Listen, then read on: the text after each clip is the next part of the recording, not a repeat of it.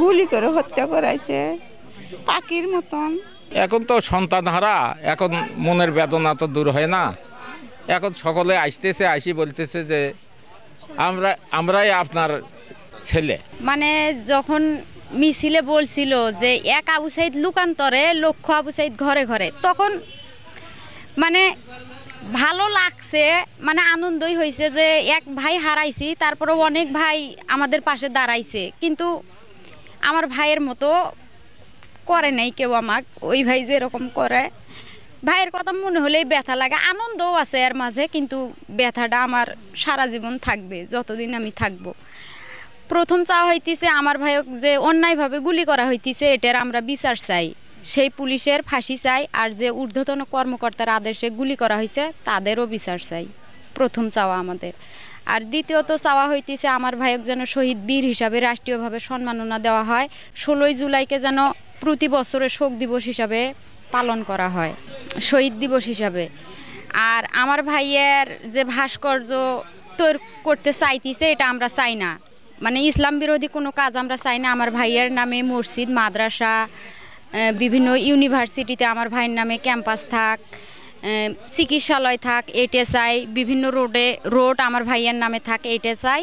আর আমার ভাইয়ের নাম যেন স্বর্ণ অক্ষরে লেখা থাকে, পৃথিবীর যতদিন থাকবে আমার ভাইয়ের নামটা ততদিন বেঁচে থাক। এখন যে সরকার আসবি, সরকার আসি এখন কি উদ্বোধন করবি, কি বলবি, এটা তো আর এখন বলতে আমি পারবো না।